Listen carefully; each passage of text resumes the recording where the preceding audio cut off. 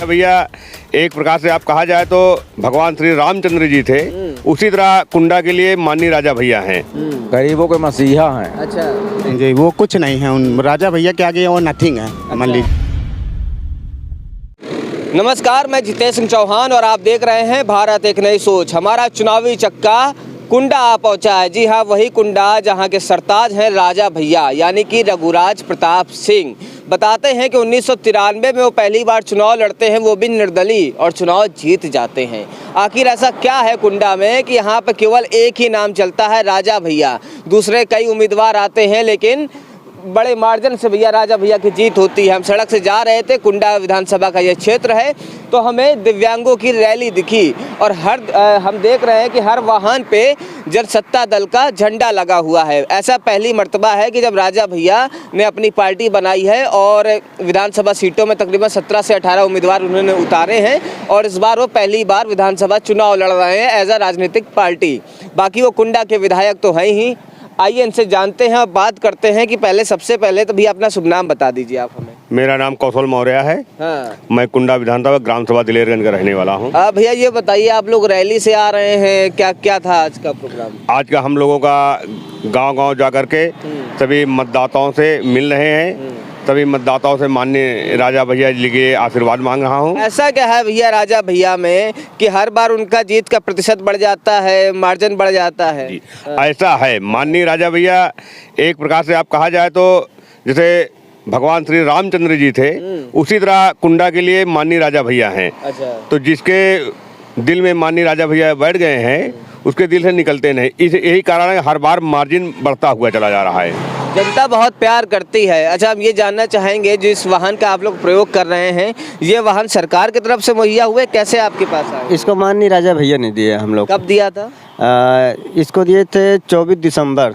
अच्छा। इसके पहले भी हमको एक गाड़ी दिए थे 2012 में, तो पुरानी हो गई थी। इसके बाद 24 दिसंबर को दिए। इसके बाद इसी से अपना चलते हैं, अपना जीवन यापन कर रहे हैं, कमा खा रहे हैं, माननीय जी की कृपा है। अच्छा भैया, आपको कब मिली थी ये गाड़ी? हमें मिली थी 2014 में, और आदरणीय माननीय राजा भैया जी के कर कमलों द्वारा हम लोगों को ये प्रदान किया गया, जिससे कि अपना जीवन यापन कर सके और अपने परिवार का भरण पोषण कर सके। और हमारे आदरणीय माननीय राजा भैया जी सदा 1993 से लेकर आज तक चुनाव नहीं हारे। क्योंकि आप लोग और भी कुछ करते हैं, क्या व्यवसाय है? मतलब कुछ काम धंधा भी दिया है उन्होंने? काम धंधा हम लोगों को, जैसे कि आदरणीय माननीय राजा भैया जी की तरफ से ये वाहन दिया है, इसके भरोसे हम अन्य भी कार्य कर लेते हैं, जिससे कि अपना परिवार का भरण पोषण कर लेते हैं। और हम ऐसे व्यक्ति माध्यम से परिवार का भरण पोषण कैसे करते हैं? मतलब कोई रोजगार उत्पन्न हुआ है क्या? कैसे क्या करते हैं भैया? हम सिलाई का काम करते हैं। अच्छा, सिलाई का काम करते हैं। इसी के माध्यम से? इसी के माध्यम से। कब से कर रहे हैं ये? हम आज जो है 90 सन से कर रहे थे। 90 सन से करते हैं। 1990 से कर रहे हैं सिलाई काम। हाँ। अच्छा। और ये वाहन जो है आपको, ये जो गाड़ी है, ये पहली मर्तबा प्रदान हुई है कि पहले भी? पहली मर्तबा प्रदान हुई है 12 जनवरी को। अच्छा, 12 जनवरी को प्राप्त हुई है। अच्छा, तो राजा भैया में ऐसा क्या खास दिखता है कि वो हर बार जीत जाते हैं चुनाव? बहुत खास है, मतलब हर तरह गरीब को जिस तरह सेवा होता है उस तरह करते हैं। क्या शुभ नाम है आपका? हमारा नाम अमरजीत पटेल, समापुर, मानिकपुर। अच्छा, पटेल जी हैं। अच्छा, एक राजा भैया के नाम के साथ एक लगा हुआ है कि वो क्षत्रिय परिवार से आते हैं, लेकिन इसके साथ ही हम देखते हैं कि वो सबके लिए हितैषी हैं। क्यों चाचा? राजा भैया सबके हितैषी हैं, गरीबों के मसीहा हैं। अच्छा। गरीब क्या किए हैं उन्होंने कुंडा विधानसभा के लिए? क्या किया है? अरे जहाँ तक हो सका विकास किए हैं। अच्छा, सड़कें वगैरह सब उन्होंने बनाई? हाँ। और ये आपको कब ये मिली है गाड़ी? ये हमको 7 साल हो गया। 7 साल हो गए? हाँ। ऐसे आप लोगों को पता है क्या कि कितनी गाड़ियाँ उन राजा भैया ने दिव्यांगों को प्रदान करी हैं? संख्या कुछ जानकारी है? हमको 50 गाड़ी तक का संख्या है। अच्छा, 50 गाड़ियों? हाँ, 50 गाड़ी को मालूम है, और अभी इस दरमियान में जो बाटे उसको नहीं मालूम है।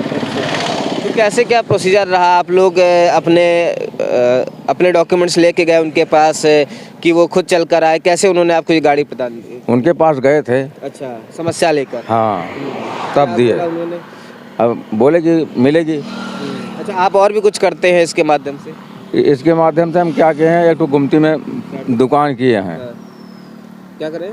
गुमती में तो दुकान के है, यही बीड़ी माचिस गुटखा सुटका बिस्कुट उस्कुट यही बेचते हैं। मतलब एक पंथ दो काज हो जाते हैं। आपको ये वाहन मिला है तो एक तरीके से रोजगार का साधन भी आपको उपलब्ध हो गया है। आप इस पे पुड़िया वगैरह जो आप बता रहे हैं वो अपना बेचते हैं। हाँ हाँ, गधेलों का सामान खाने वाला। आपका भैया शुभ नाम? अमरजीत मौर्य। अमरजीत मौर्य। आपको कब प्रदान हुई है गाड़ी? ये माननीय राजा भैया के सौजन्य से पिछले विधानसभा में। पिछले विधानसभा में? जी जी। अच्छा।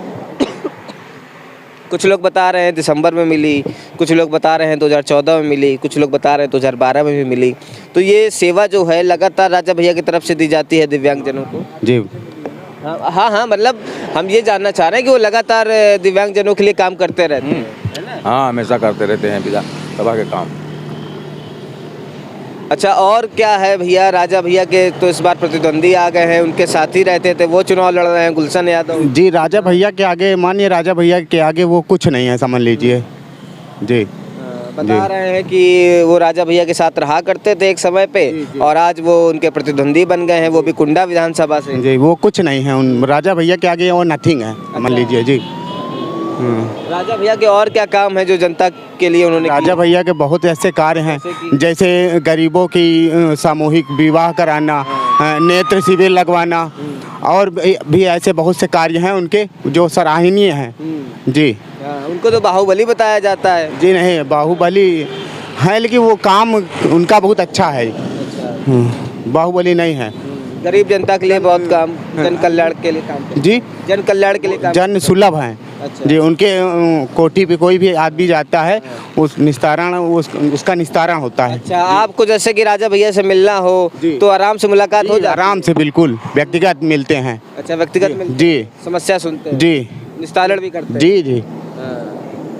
चलिए, और एक भैया आपका शुभ नाम क्या है? जी, मेरा नाम तुलसीराम धुरिया है। आपको ये गाड़ी कब उपलब्ध हुई?